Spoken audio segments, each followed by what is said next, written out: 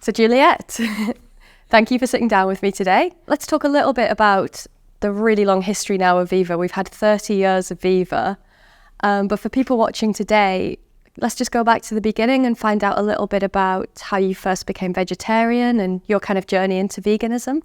Oh, you are going back. Well, it goes back to me being a kid, and I used to just really like animals. It's one of those things that's kind of there within you, isn't it? And my mum and dad, they didn't discourage it. My mum liked, dogs mainly, actually. But I was kind of like an animal collector, and if I thought an animal was in trouble or needed rescuing, I was kind of there. And when I suppose hit about 11, when you really start examining things, I read a book on anti-vivisection, actually, about the torture of animals in labs. And it kind of went from there, because I couldn't really believe that was happening out there in the world.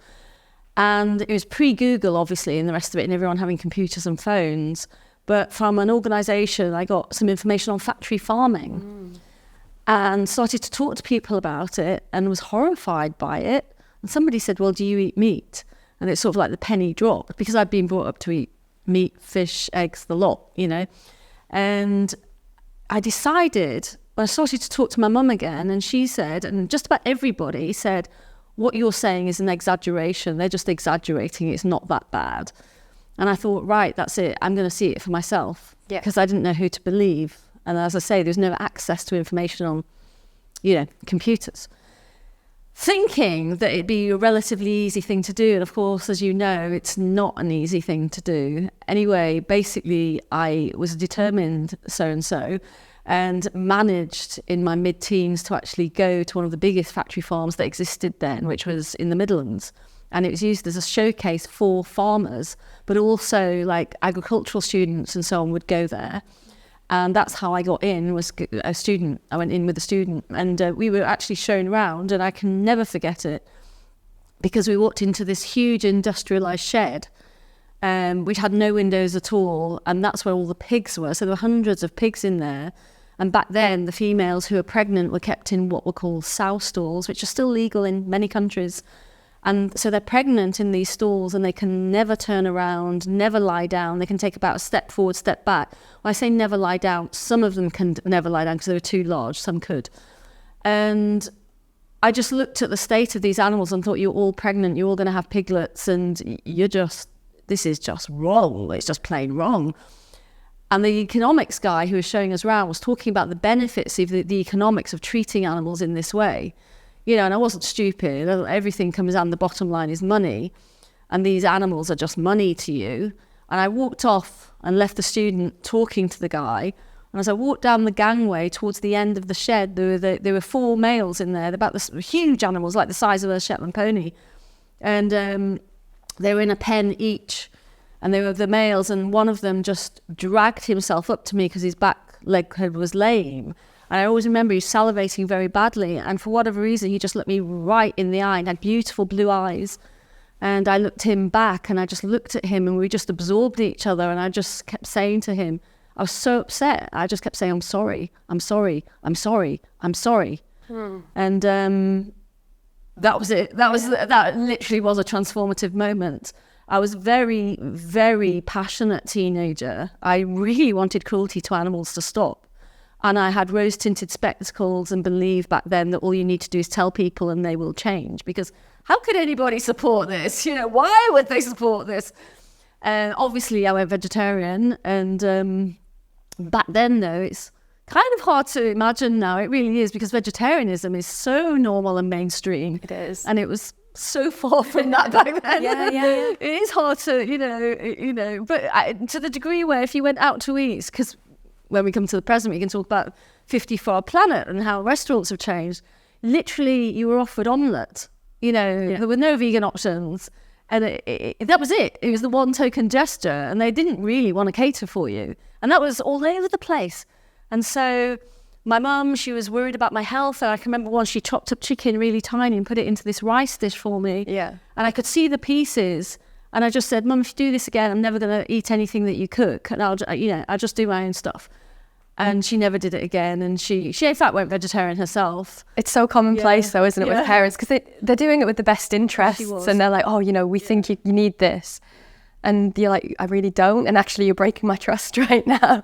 But she went vegetarian as well after. She did. I mean, bless her cotton socks. I was probably quite a handful to put up with because, I'd say to her, because back then you had VHS videos that you put into a slot. I'm describing this because some people have never seen it. Young people. And it plugged into your TV and to watch actual films of animal cruelty. And I would say, you've got to watch this. She'd say, I really don't want to. And I'd say, you need to, Mum, you need to understand. That's what I was like. And I got these Meat is Murder stickers and put them on the food at home. So I think I was quite a handful, but it was all out of a deep respect for animal life, because my degree that I went on to do is zoology, is that fascination and respect for the life that we live with and share on this planet. And that's another story, is dealing with other zoology students, because I expected everybody to feel the same in my naivety. Why would you study animals if you don't actually respect and love them? And of course, there are people there who want to treat them like robots and just cut them up and, invent experiments to show God knows what that nobody ever takes any notice of, but those poor animals suffer and are tortured. And so that was a really hard thing to deal with as well. And then I was coming up against authority, and I wasn't surrounded by people who supported me.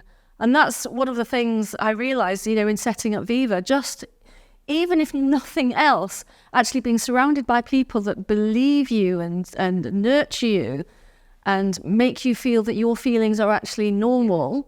Well, that's the thing. They are. It's the cruelty and the suffering, but everyone's kind of got blinkers on, haven't they? And you're like, how is this normalised? And we're seen as kind of not so much freaks now, but on the outskirts, and it's very strange. It's really interesting because I used to do loads of school talks. So you're talking to mainly 13 to 17-year-olds. And when you show the cruelty of factory farming, people that age are just almost instantly with you. They want it to stop. You get a small group of people, and it's almost always boys, who would start laughing and become a bit disruptive. And I realised sort of quite early on, it wasn't because they didn't care at all. It's because they did not know what to do with those feelings. And it's just, boys were not allowed to care for animals. And society has moved on since then, but not completely. Yeah. A lot of men today, they'll say, I've gone vegan for the environment, to stop the climate crisis. They won't say because actual torturing animals is absolutely terrible. Yeah. And it's still not seen, So a lot of societal issues all tied up with this. Absolutely fascinating when you get to the psychology of it all, isn't it? No, it is. I mean, you started quite early on with the Convert a Parent campaign, didn't you? I think you realised that actually if we can get those children to see this, that's a way in to get to the older people as well, the adults. Well, when I launched Viva, I'd already worked for several years on vegetarianism. So I'd worked for the Vegetarian Society and went in as its first youth campaigner. It hadn't had any campaigners before that. So doing the youth campaigners, it was rather bizarre because I was doing all this campaigning with young people, but nobody was doing it with adults. So I was creating all this momentum because it's so novel. You have to remember, I was getting lots of daytime television, chat show interviews, things you would never you'd think that was amazing now. Yes. And on 6 o'clock news, for example. And so I'd already built up quite a lot of campaigning experience. I left when I became its joint director to set up Viva. And a lot of those people, they supported Viva, and a lot of them had been young people because I'd talked to thousands of young people. And so I decided to do a campaign called Convert a Parent because there were so many young people changing, but of course older people were slower to change. So the whole point was it was deliberately, pushing boundaries and controversial because obviously we're always told that we know best and we tell children what to do. And this was turning the tables and saying, no, actually, in fact, young people know better on these issues and we need to listen to them because we're heading into a major climate crisis. And even then we were talking about mass extinctions, and what those poor farm animals go through themselves. And they're all health issues. I mean, they're all obviously the same as they are now. And so we had experts from all of those issues come together. So I had the ex-director of Friends of the Earth. I had a professor of clinical microbiology, and so on and so forth, each experts at the launch of Viva. And we had teenagers who were taking on their parents. So we set up radio debates. It was amazing. We got on radio on news beats, we got on television. We had 180 regional news stories. It's amazing, yeah, and it's hard. People don't realise how hard this is.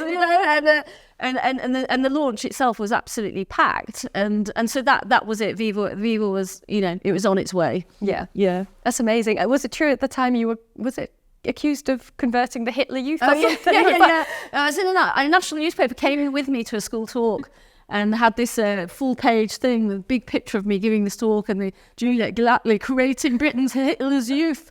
It's just like, you couldn't, it's talk about twisting the truth, typical tabloid media, in terms of, it was just hilarious. And obviously when they go that far, it all goes in your favour, in fact, because people think it's so ridiculous. I mean, it is. It's the controversy as well. People, it's clickbait, isn't it? People are going to read it. You don't shy away from that sometimes. It doesn't do us any harm, does it? No, not at all. I mean, was it true that you did 50 interviews in one day once when taking on religion as well and looking at the practices? Can you share a bit about that? That was really controversial as well, because obviously the trouble is when you take on religious slaughter, is that, that sort of that line where people like to shove you across it, where you're not at all saying, oh, you're anti this or you're anti that, and it's got nothing to do with the religion or the culture, whatever. All we're campaigning on is the cruelty to the animals, and that is it.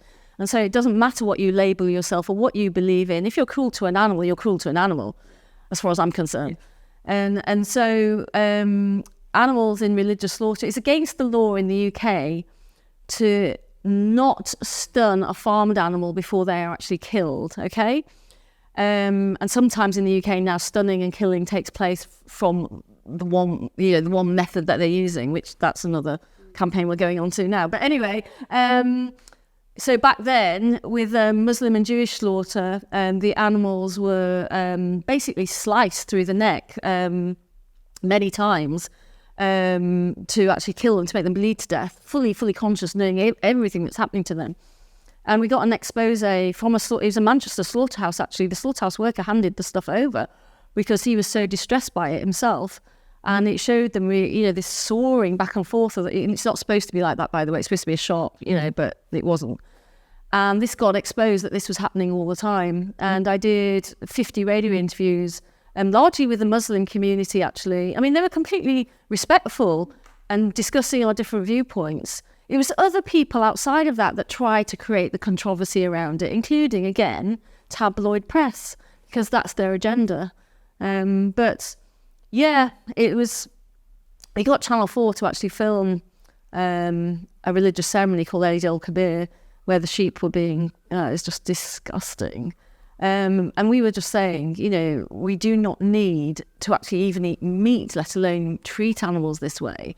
So yeah, Viva was building a reputation for taking on controversial issues and genuinely wanting to protect farmed animals in the way that really no organisation had done before, because most organisations that were there to protect farmed animals were not campaigning organisations back then, and nor were they investigation-related organisations. So we were sort of like, treading new ground. Yeah. I mean, and this has continued, you were one of the first people to take on the farmers sort of face to face at times in Face Off and... Yeah, indeed. And I can remember doing a talk to farmers and it was, done quite a few interesting things. Yeah, I was going to say we could touch on, let's talk about some of the firsts that you've done, with Viva. Yeah, I mean, sometimes I've walked right into the lion's den, so to speak.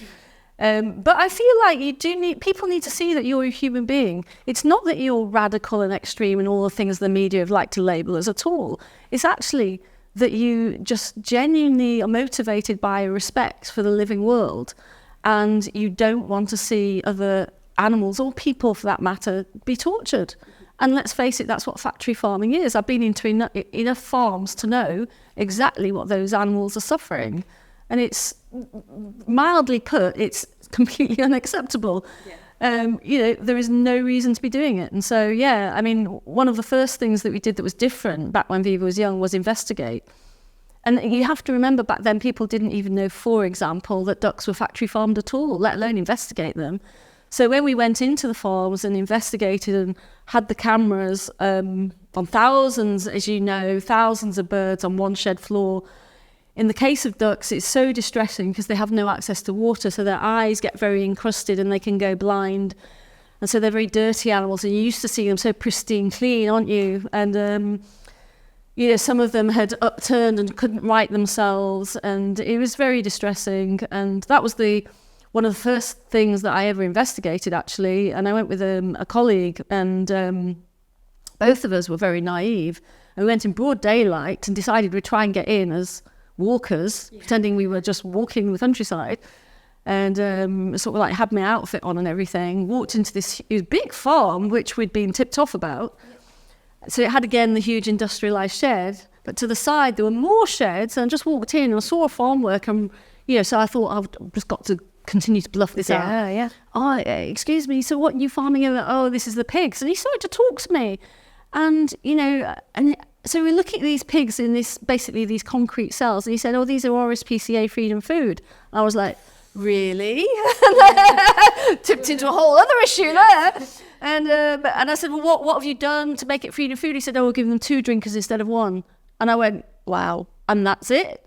And so that started that whole other conversation. And I realised, because this farm, probably the owner, drove in this great big Land Rover, because it's a big factory farm. And he took one look at me and my colleague, and I could just see it flash across his eyes. He didn't trust us at all, where this worker did. And so he got on the phone immediately, and I thought, okay, I've now got to go over there to where the ducks are, because that's what we've come to film. Oh my goodness, how am I going to do this? So I just left him talking with my colleague, and I had the movie camera, and managed to get in, because the shed was unlocked, so I didn't have to break any locks or anything like that. Got into this shed and walked down, and I knew that they were onto us. I could just sense it. And so I hid behind this great big sort of like container, and got down on the floor where at the ducks level, so that I could film them. And I remember it was absolutely sodden, because it was just their excreta, this excreta sodden straw type stuff. And I was filming them, and I got some very good footage. And, at the same time, your heart's racing. At the same time, you're concerned about them. You've got all these things, and I was inexperienced, and got the footage. And I thought, at some point, I've got to walk out of this shed. and I thought, well, I've got to face it. And so after I'd been in there for quite a while, I just walked out of the door, walked round the front, and my colleague was stood with about, several men around her. Oh, no. And in my stupidity, I still had the camera on me, sort of like round my shoulder, with the film in it. Oh, wow. And they lunged for me to pull that away from me, and I just ran through them, and I just shouted to her, run!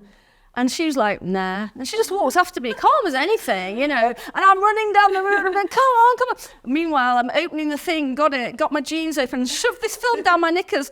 And I thought, they're into assault of a serious kind if they're going to try and get this film back now. Run back to the car, and what have they done? They'd blocked it in with 2 tractors. So we couldn't actually get in and get away. Oh my God. So I thought the only thing we can do now, they all piled up, and so we're surrounded by these guys. And I just said to them, I'm calling the police. And they said, we've already called the police. I said, I don't care, because I didn't know whether they had or not. I'm calling the police. So I did. As it happened, both sides had called the police. And the local police come out. And then I knew I was relatively safe, or at least I hope so.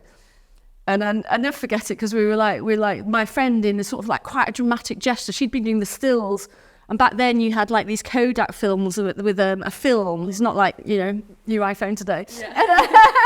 And she opened the back of the camera and took the film out, and went like this. There's your bloody pictures that you're so bothered about. We're just walkers, and we saw someone else. She's like this, and so there it is. The film's ruined. And of course, it wasn't the film she'd used. And then they said, "What's your name?" And she gives her name, and she goes, "I can tell you under page 506 of the Act of blah blah blah, under this bill, that you have no right to do or even ask our name." And all this she's talking, and I was just like, "Yeah, we're really like normal walkers, now." It was really, really like something from a comedy scene. Committed to memory. And anyway, I walked off because they hadn't moved the stuff away from the car, so we couldn't move it, and I actually buried the film, believe it or not. Came back eventually, and eventually they'd moved the tractors, and then we got in the car and drove to where I'd buried the film, and I'm like, digging it back up, got in the car, and honestly, I put my foot down. I was like, it's like about 4 hours back to the office. So I was just like, I want to get back. And then I calmed down, of course. But I was just like, wow, that's what investigating is like. And I got in every single newspaper, every national, and Twiggy helped her. She went on GMTV. She was an extremely well-known person back then. And, it was this, again, that was the start of the investigations. I thought, okay, next time I'm going to do it better. It's baptism by fire, isn't it? If that's the kind of... Yeah. I mean, yeah, I can't imagine how frightening that was. But you're taking on these massive industries, and people still, even to this day, I think, don't really realise just how bad it actually is. No. And this was going back a long time ago, so it's... The fact people still don't know shows how powerful they are to kind of hide behind the organic, free range, the bullshit kind of labels that they give things.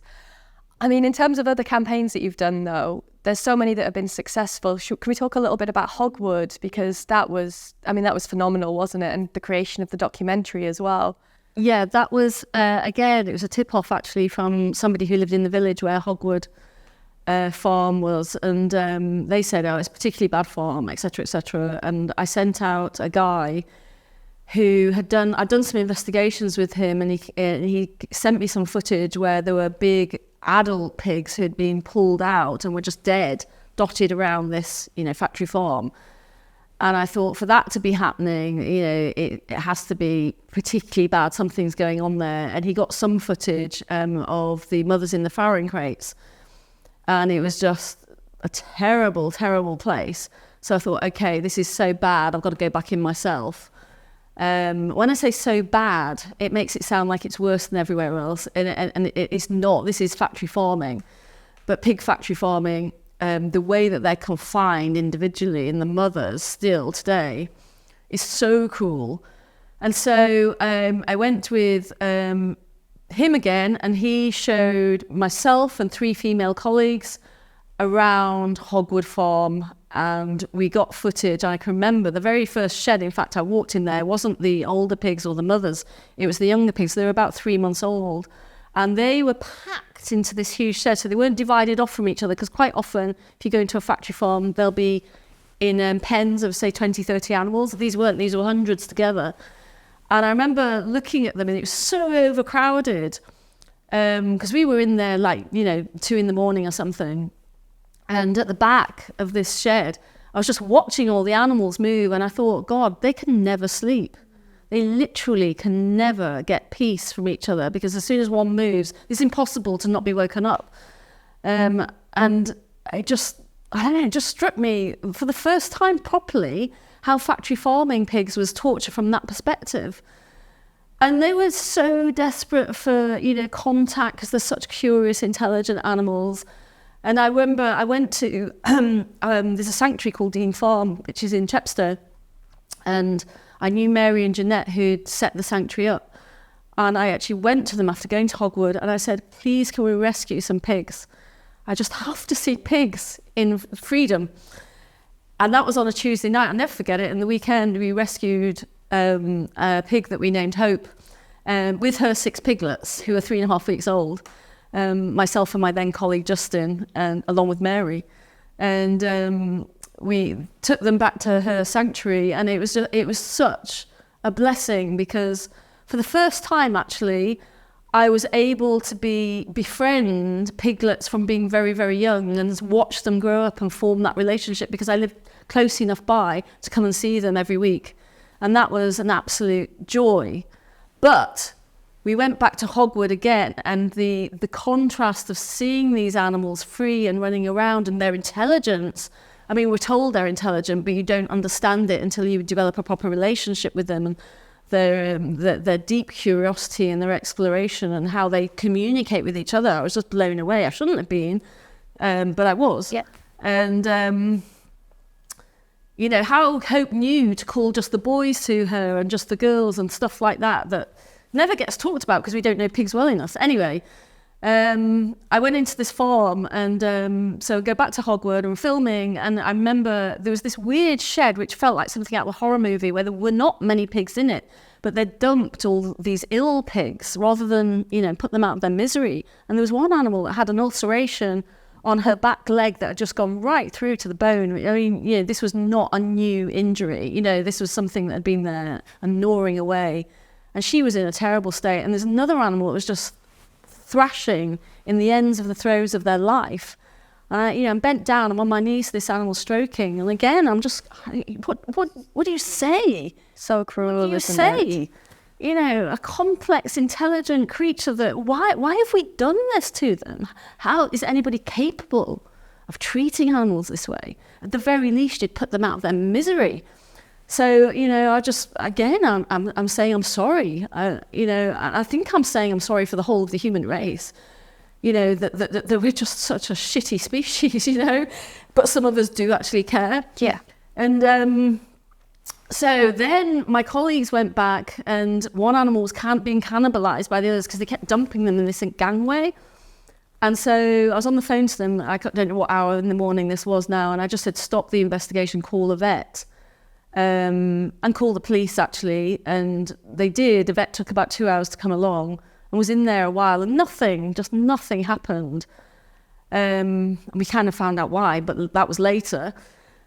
And then finally, they spent thousands, we were told 50,000 on improving the security. So it's very hard to keep going back in. So the cameras everywhere, infrared, But my very brave colleague who I worked with for several years, she got in with her colleagues and through her own acrobatic ways. And but this time she left hidden cameras. Yeah. And so that's when they filmed men actually hitting the pigs. So all the way through this campaign, we were involving our supporters, getting them to do days of action because we found out they supplied Tesco. And Tesco just would not back down. And I just thought, I'm not ending this campaign until we win. I'm never going to end. And, they had no idea the determination of myself and my colleagues. We were never going to back down. Never would. And because men were actually physically hitting the animals, they could not justify through PR the actions of this farm. It wasn't because Tesco remotely cared about these pigs, because we'd already shown them all this cruelty and they did nothing. And in fact, I heard from behind the scenes from somebody who was selling a big brand there, who'd had a meeting with them about Hogwood because he wanted them to drop it. Yeah. They actually said, if we drop Hogwood, then the next factory farm will be just the same and Viva will just expose that. So what's the point? That was Tesco's attitude. Yeah, says something, doesn't it? Yep. And anyway, they did drop Hogwood. And obviously we decided, because partly out of, there was, dispatches. Yep. They decided to make a programme against Viva. And they centred it on Hogwood. About half the programme was out about Viva filming Hogwood and the whole campaign. Trying to make out that we were extremists in some way. Not that the guy doing this was extreme, yes. but we were extreme for caring, And so they did this whole program. They called it The Truth About Vegans. Yeah. And yes, quite. Because they made him the victim, right? Yeah, exactly. Like, really? Exactly. You know what though? Because they filmed him and he trusted them, so he was on camera justifying what he did. Was it was one of those little godsends. Because we decided we'd make our own documentary called Hogwood, a modern horror story. And obviously he was never going to talk to us. We had the footage of him, which we could take from dispatches, and we could show people what he was like and how he justified what he was doing. And, the classic line he comes out with, which is, Hogwood's better than your average sort of nursing home. And, thank you for that. Didn't go down well with Britain, And, but the glorious thing was, I worked with Tony, who's been with Viva right from the beginning, all 30 years. He was the director. And it's probably one of the lowest budget documentaries ever produced for Netflix. But we did it. We widened it out from just Hogwood to look at the impact of factory farming on the world. And we got it on Netflix, which is a remarkable achievement. As I didn't realise quite how until I've had so many people come to me saying, I've made this, I'm trying to get it on Netflix, can't get it on Netflix, and how you do it. So that was a real achievement to get it out there and seen by a much wider audience. I mean, it's amazing. I mean, when I first started, it was just, we're getting it on Netflix, it's coming about. And there's so much work that went into it, and it's only half an hour long, but the amount of hours and the years and getting all of that information and getting people on board with it, it's I was going to say labor of love, but it's horrific. But a lot of work went into it, and it's not just about the farmer. It's exposing a lot of other things like red tractor and assured bodies that tell people it's misinformation. Yeah. I mean, how did you get people to kind of come into that project? You know, like Jerome Flynn, for example. How did that come about? So I've known Jerome for, 2.5 decades. Yeah. I met him through Viva's initial work. So back when Viva was, I can't remember exactly, but probably about 4 years old, so young, we launched a campaign where we tried to pull together different organisations, and it was called End Factory Farming Before It Ends Us, which of course we went back to not that long ago, because the name is very apt. You know, factory farming is incredibly dangerous for the human species, least of all, because of the potential pandemics that, I don't know if you've seen the recent headlines about H5N1, but anyway. Yep. We'll get on to zoonotic diseases. We were saying it's very dangerous and cruel, obviously, towards the animals, and very dangerous for us, but it's also damaging our whole planet. So he got involved with that and actually spoke at a rally that we did, which we had a few thousand people for. So it was very successful back then. And we kept in touch through the years. And, you know, he believes in Viva's work. And so I said, we've got a job here, which I think is perfect for you as a presenter. And yeah, he jumped at it, actually. It didn't take any persuading at all. So, and he'd just been in Game of Thrones, so that was perfect timing. Yeah, like we've got a lot of really that you know personally. You know, over the time you've met a lot of the patrons, the supporters, and we've also had a lot of sort of high-profile celebrities as well who've worked with Viva. Have there been any campaigns that you've particularly enjoyed, and who's been involved with that as well? I think it's really, really lovely having... But obviously for a job like that where you're presenting and you're fronting an actual documentary, you need somebody who's a good actor who can do that. And obviously if they've got respect of Britain and beyond, then fantastic. But you know what? Largely speaking, I found that the campaigns speak for themselves. You don't really need celebrities on board as much as people think you do. For Viva, it was more important at the beginning because having that celebrity support and using those contacts that I had adds kudos to a young organisation so that the public trusts you. If you've got people, like, so when we launched one of our first pig campaigns when Viva was very young, Joanna Lumley gave quotes, for example, and she was the darling of the British public, and still is. Yeah. So that it helps then. But as you grow in maturity, it's the actual subject matter and how the creativity of that campaign that is really what matters. Yeah. In terms of the people that really matter, it's the people that you work with and bring in terms of your staff, people like your talented self, getting across the communications, right through to obviously the campaigners themselves, but everybody who's backing that up and enabling the organisation to run. All that, they're the people that matter, and the supporters, they're the ones that really matter, because if you go back to Hogwood, but many other campaigns, more recently we've done a lot on anti-dairy, as you know, the only way that you can have those kind of days of actions with everybody, for example, outside Costa on the same day on a Saturday, is by having supporters who believe in what you're doing and are prepared to support you and give up their Saturday all on the same day. And there's many, many, many examples of that. And as you know, we now have Joe, who's our outreach manager, who's nurturing people to commit to give, 1 day a month to Viva and be out there on the streets. And they often obviously give more than that, and they join in with the campaigns. These are the people that really matter, to be completely honest. It's not celebrities. Yeah, it's true. Yeah. In terms of that as well, like the longevity of Viva, you get a lot of campaigns and they might have somebody famous attached to them quickly, but they haven't had that longevity that Viva's had. Mm. And I mean, you were doing things before any of these kind of other campaigning groups came along, and it's a testament to Viva. But for you personally, what's kind of the best part of your job? What gets you excited still, on a day-to-day? Yeah, the best part is seeing firsthand and being in that privileged position to see the changes you make. So, for example, I'm a very determined person, and in fact, when people go up against me, when I mean people, I mean the industry, it makes me just makes me more determined. And so, for example, when the Muller killer, we did an ad against, exposing zero grazing, because 1/5 of dairy cows in the UK never see a blade of grass. They never go outside. And we discovered that Muller, who obviously a huge, huge name in the dairy industry, they partake in zero grazing for some of their cows, okay?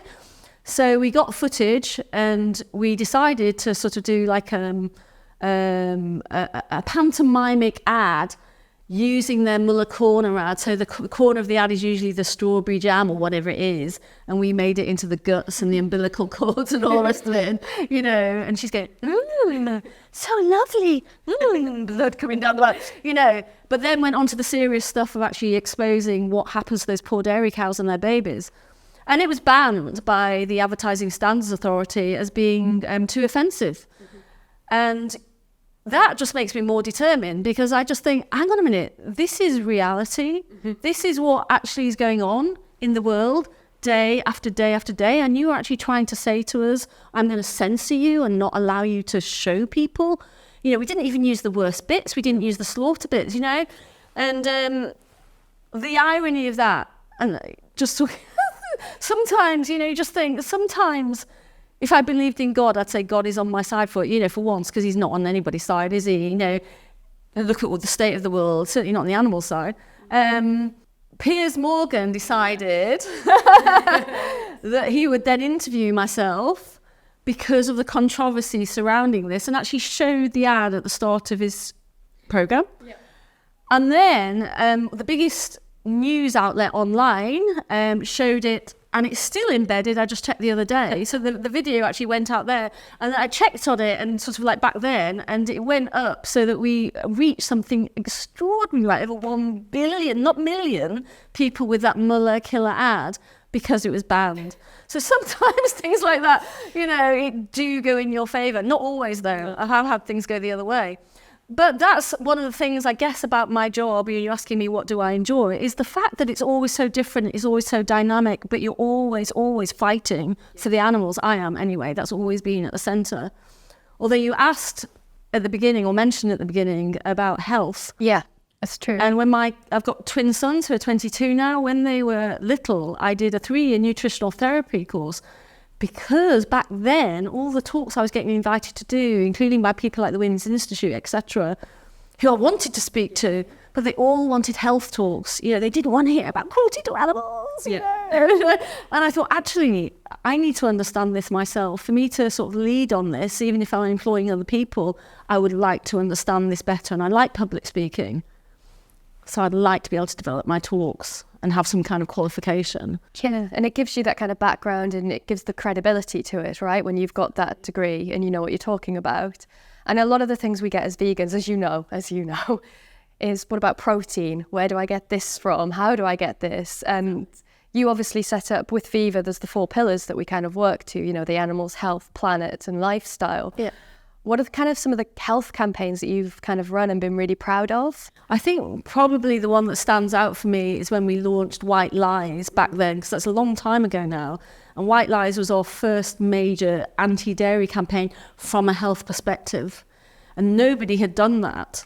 It was researching, you know, quite what was seen as quite a controversial area. Because this is before all the soya milks and the oat milks and everything went boom, fell out everywhere.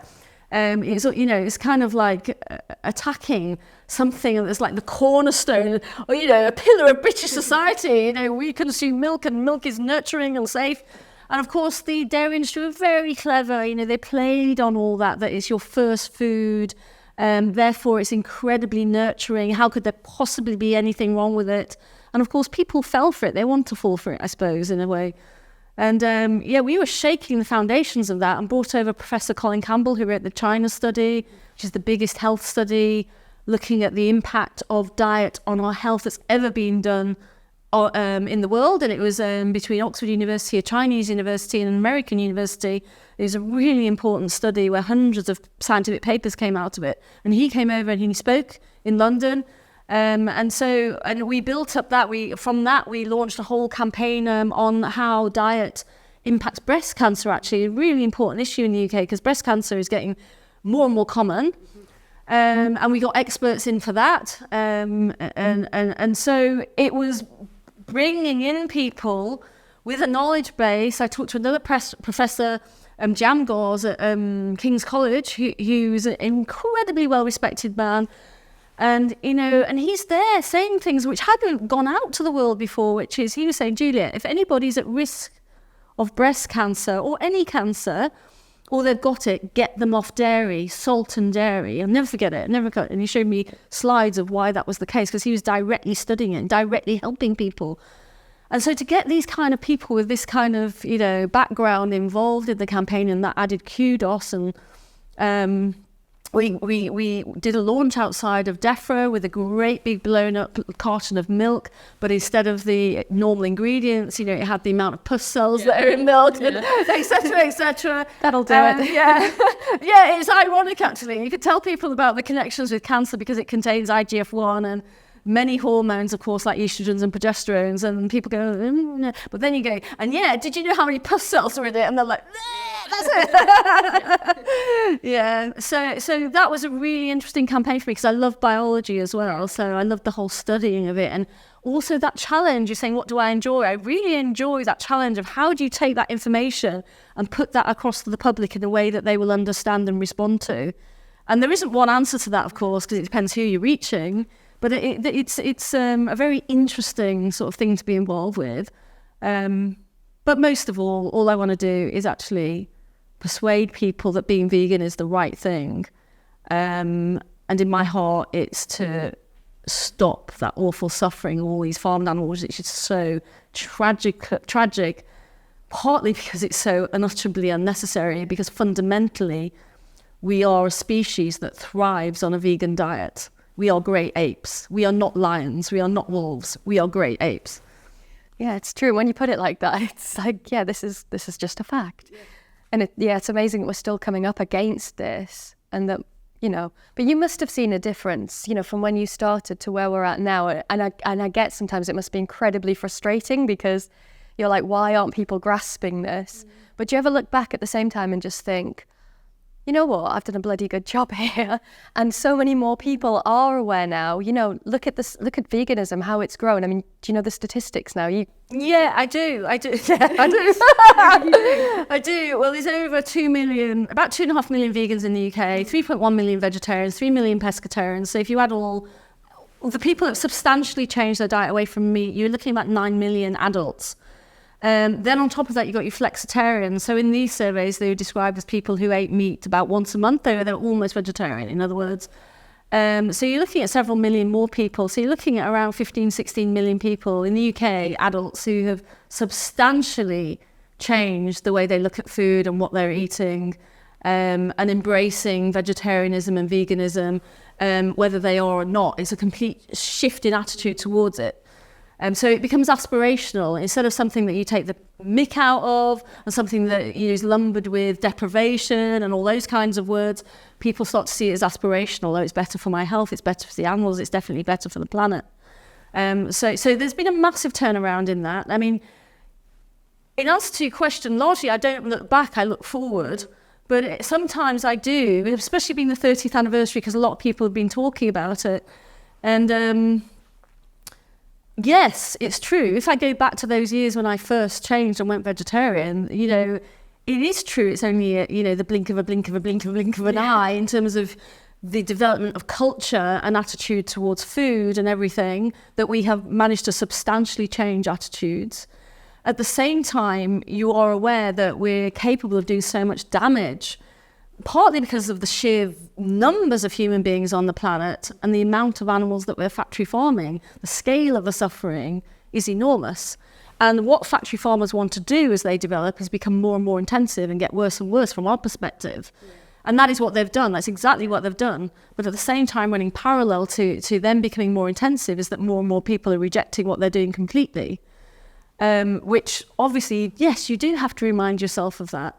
And I think when I was researching the David versus Goliath talk, one thing is surveys, and a lot of people don't trust them because they're saying, oh, are those surveys true? Well, did they sample enough people? And relevant questions.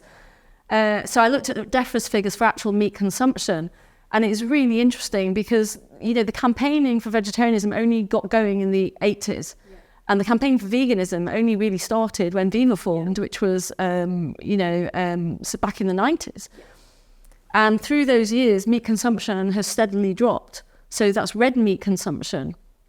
But even if you put white meat consumption in it, for the average Brit today, meat consumption per person on average is at its lowest point since records began, which began back then actually. So over those decades, as campaigning has, intensified, and obviously there are a lot more groups being involved these days, people are responding, because you have to remember, we're at a point when they could be eating more meat products than ever. The availability of these foods is, it's huge.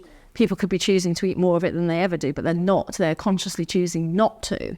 That doesn't happen by accident. It happens because people are being educated and they're changing. And it's not like it was when I started, which was red meat was absolutely normal. Yeah.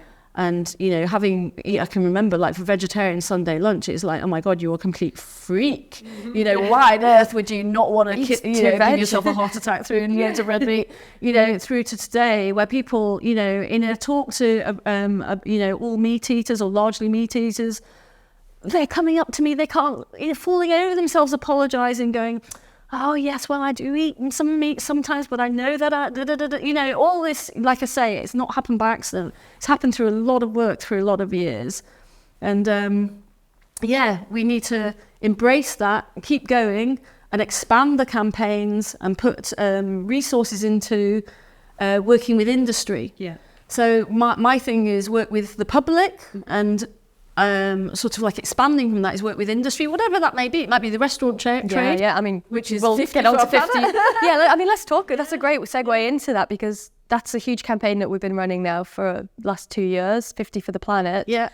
Which is to get 50% of the menu to be vegan. Yeah. Well, but it was by 2025, but it's, it's a huge project. Yeah. And there's been a huge uptake with that, hasn't there? We're seeing brands like Wagamama's getting involved, and so there is interest in that. Yeah, there's some key people in the food industry itself who are not vegan, but they absolutely recognise the damage that has been done by animal agriculture to our planet. They're well aware of it.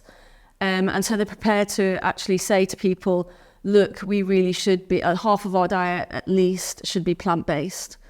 And obviously for us, we want people to go vegan. But if you can get those restaurants to provide that kind of choice, so that people have a genuinely delicious choice that doesn't cost any more than those meat options. And at the same time, you've been spending a lot of time doing consumer campaigning so they understand why it's a positive thing to choose the plant-based option. You're onto a massive winner. You're onto a winner for the animals, for the planet, and for their own health and their family's health. And it is more of a nudgy kind of like approach. But to be honest, I will do anything that works. What matters are those animals. So if we can get millions of people on board with going 50%, and they can feel good about themselves, and I know from all the thousands of people that we've spoken to, once they're on that road, something happens inside. You start to switch the way that you think about the meals that you're buying, and it becomes, I don't know, for want of a better term, acceptable to yourself to keep on choosing it, and you feel good about it. And so you're on that journey, to being more than 50%, of course. And, if we could just normalise that so that it's absolutely normal to be 50% plant-based, working through all different means, but mainly we're going through the route of the national restaurant chains at the moment. But we want to expand that into, universities, et cetera, it's a very powerful campaign. So that's one way of working with industry. Obviously, the food industry is a very obvious example of veganism, of course. But it could save many, many, many lives. No, I completely agree. And I mean, as an offshoot of that, we've got lots of other projects. Vegan Recipe Club's been going for a long time. We've just relaunched V7, which is a great guide for people who might not really know how to do it. And it's just saying sign up for a week, just do 7 days. And, we've got the V30 program after that if they want to continue that. So, it's true. It's kind of giving people, just sort of feeding them and almost taking them on baby steps, isn't there, through the whole process. I mean, at the end of the day, you're asking people to quite sometimes really change the way that they've been thinking about food and the way they've been brought up all their lives. And so, in my opinion, you have to offer them help, and encourage and support. It's not about attacking people ever, because it doesn't work. It's about offering that help, and the Vegan Recipe Club is hugely successful, as you know, and really popular. And V7 is going vegan for a week because most people do 1 week shop. Yeah. And it's not over challenging for them. And now, of course, we have V7 high protein. Yes. That obsession with protein, Which is exciting for the young men, the 18 to 35-year-olds you mentioned earlier, who, might not want to necessarily admit that they're horrified and upset by what happens to the animals, but they want to do their vanity muscles in the gym. Indeed. It always makes me laugh because I've just recently been to Uganda and I literally had a silverback gorilla like 3 feet in front of me. See his muscles, believe me, they are muscles. And he has never once gone to the gym, and he is a herbivore. Very true. I mean, let's talk about Uganda as well. I mean, you first set up Viva Poland, yes, which is, incredibly successful. It's got the sanctuary out there. Yeah. And more recently, you've now moved into Viva Uganda. So can you talk us through those projects a little bit? Yes, I mean, Viva Poland I set up when Viva UK was pretty young, because it's been going over 20 years now, and 22 years it is. And Poland was a really interesting case. Yeah, I must like challenges, because Poland had come out of, this, where Russia had basically controlled everything. It was illegal, believe it not, to be vegetarian and to have vegetarian groups.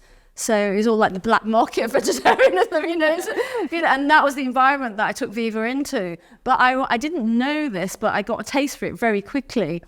The media was run by largely young women in their 20s, whereas in the UK, it was largely run by middle-aged to more elderly, middle-class men. Yeah.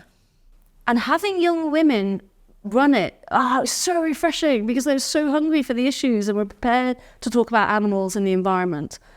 And they were so excited by Viva. It was incredible.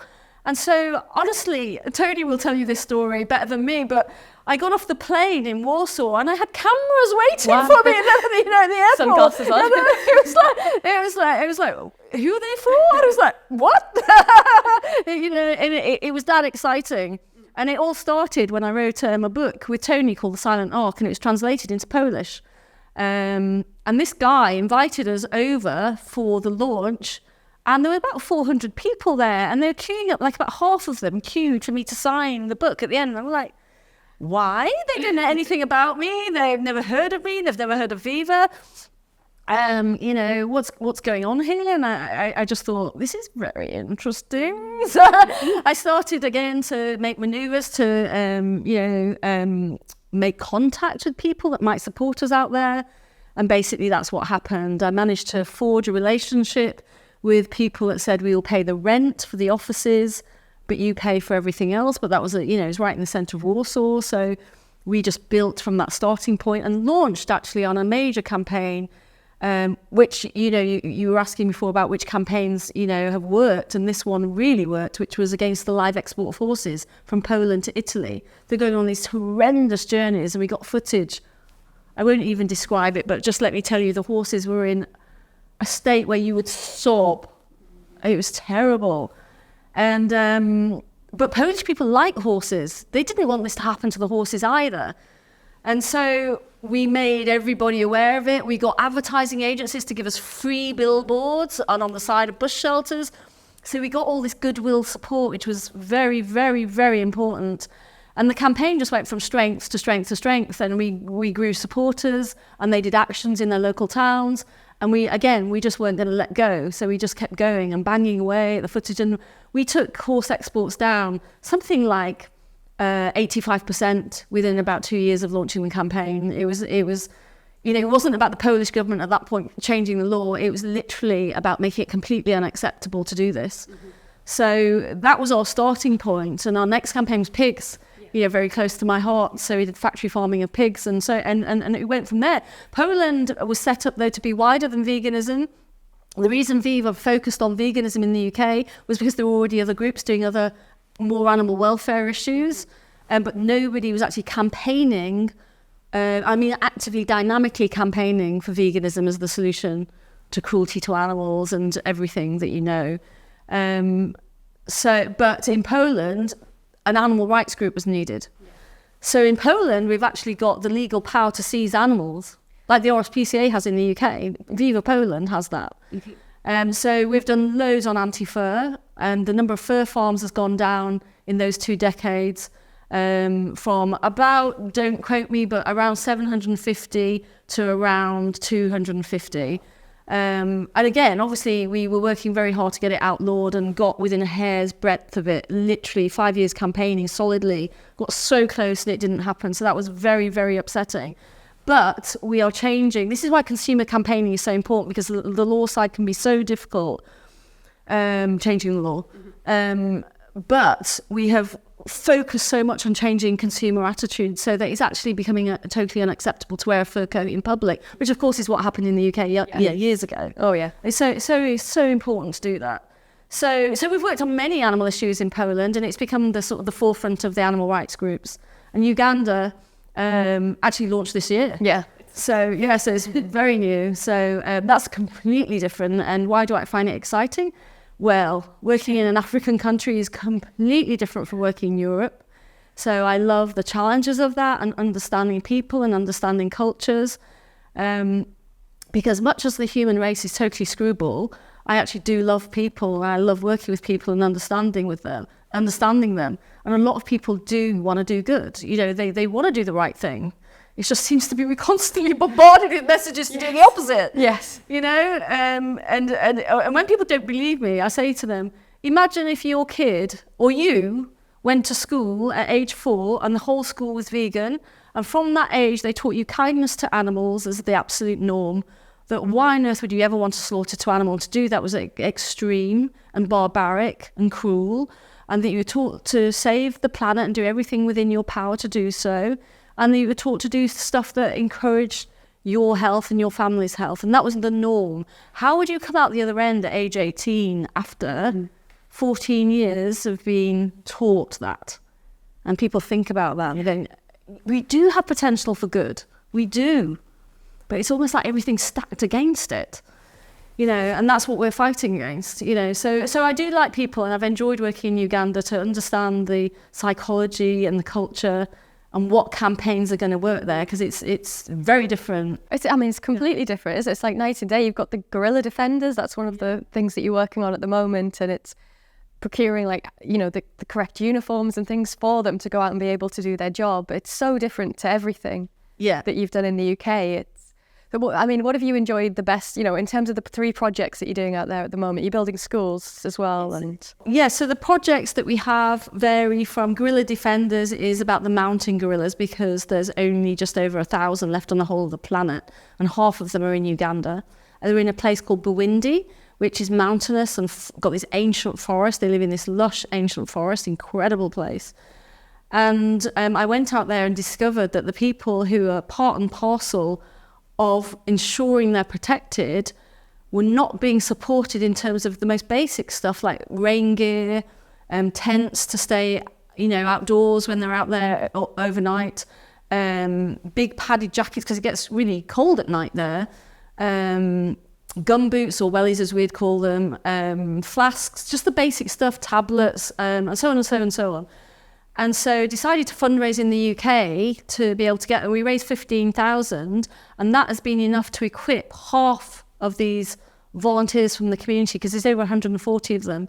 And so we've equipped 80 of them, and I handed over the equipment in September of this year. And that was amazing, and people are so grateful in a way that just doesn't happen in the UK. You know, it's very different that you're working with. But the thing that you start to understand when you want to protect wild animals is that you have to have 110% community involvement. You have to persuade the community to be on your side. And there are ways and means of doing that. And that's one of the things that we've got involved with as Viva Uganda. We're also doing a campaign called Safe Trails, which is to persuade the authorities to enforce the law to protect farmed animals and the way that they're being transported.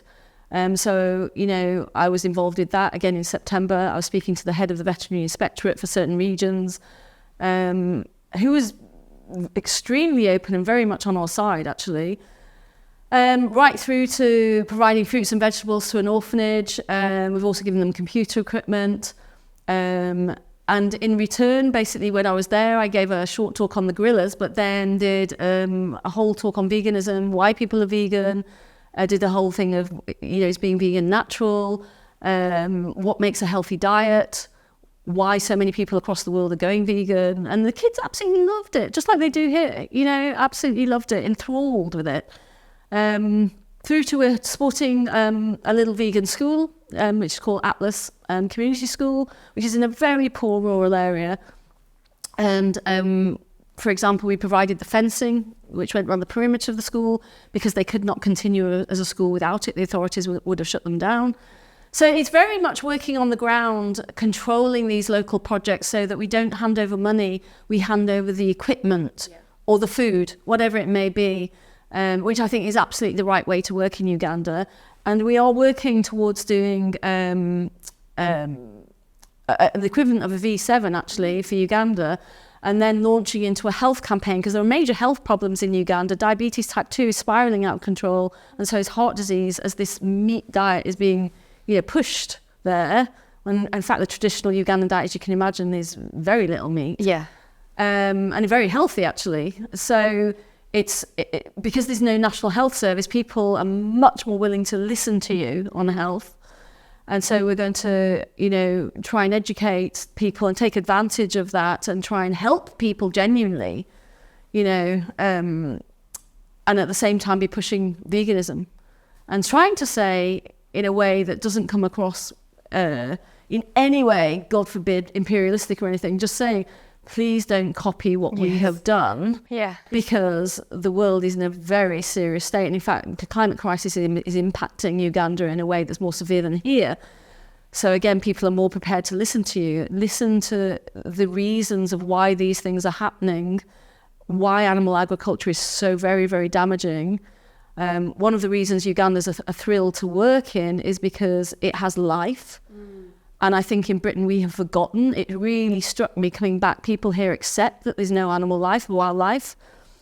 Like on a micro scale in my garden, I've got buddleia. There's barely a single butterfly come onto it this summer. In the past, they used to be swarmed with beautiful different species of butterfly. You go to Uganda, I was there in September, you're driving down a savanna pathway and I literally saw thousands of butterflies. We don't want that damage to happen to Uganda that we have done to this nation, because we're so wildlife deficient in the UK. We've forgotten what it's supposed to be like. We're complicit, aren't we? We just, they beat us and we just say harder. It's, England's quite strange like that, the UK. Yeah. So we have to encourage people to protect their precious, precious nation. Yeah. And learn from our mistakes rather than repeat our mistakes. That's one of the aims. Yeah. I mean, looking forward for you, to the future. I know you don't like to look back, and it's always to the future. What are kind of some of the lessons that you've learned from the past 30 years? Is there anything you wouldn't do again, for example, or are there things that you maybe haven't had a chance to do yet that you're really looking forward to do over the next sort of 3 decades? I think it was the right thing to do consumer campaigning, because I think the right way to change things is to work in collaboration with other organisations that specialise in political lobbying. I think it was really needed on diet, because diet's about what you do, most of us 3 times a day. So to be able to change individual habits, I think you do need to work with individuals, which seems like I'm stating the obvious, but some people don't believe that. And I think working with the public has been tremendously valuable in terms of the understanding of all the issues, and changing the culture towards food. Has been very, very, very central to getting to a better position, let's put it that way, because we're nowhere near where we want to be. But in terms of moving forward, yes, I'd like... There's so much that I want to do. It's all resource-based, isn't it? You find when you set up an organisation, especially if it's something as, as it was at the beginning, seen as being radical, it's harder to attract money than, for example, setting up an organisation that saves cats and dogs, or wildlife for that matter. Very difficult indeed with farmed animals, because people feel like they're, I'm complicit in this, so I'm not giving you money. You know what I mean?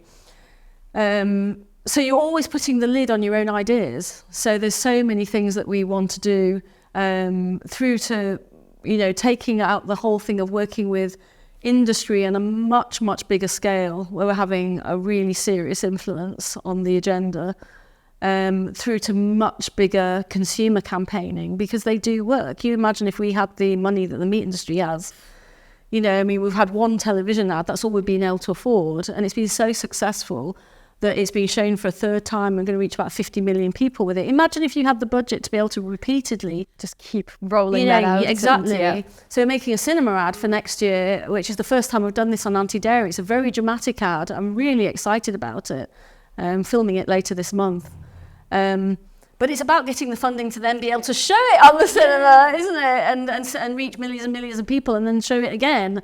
Because these issues are not going to go away. So there's many, many different ways you can approach campaigning, right down from the local grassroots level up to reaching people in their very, very, very many millions. And we've got lots and lots of different ideas and ways of doing that, which is just based on how much resources we manage to garner, and then we'll put them to good use. No, and you make a really good point there, because we've had the cost of living crisis, we've had credit crunches, it's been a hard 20 years.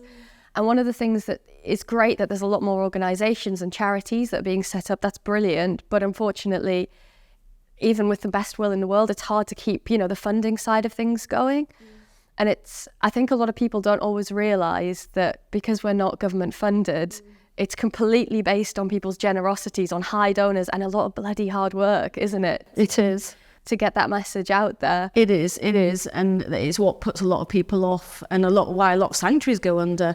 You have the best will in the world, you want to do the right thing and make a difference, but then you realise, I've actually got to ask people for money, and not only that, I've got to keep asking them for money, and and it's a hard side of the job. And somebody like me, I didn't set it up so that I could fundraise. I set it up so I could do the actual campaigning. Yeah.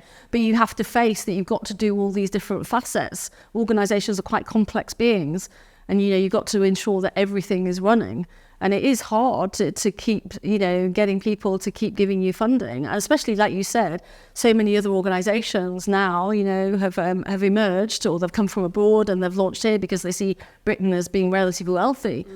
And so you've got that competition, because people have only got so much money to give, haven't they? So it's always a constant challenge, and making people realise, look, hang on a minute, we're the ones who are really dynamic and doing all these campaigns and investigations and coming at veganism from every angle. Please will you support us, But that's what's great about Viva, is the fact that, it's not just a flash in a pan, it's got that longevity, it's had 30 years, we're going to keep going. Yeah. And that's what's important, isn't it? Yeah, no, it's true. I've seen other, organisations come and go, and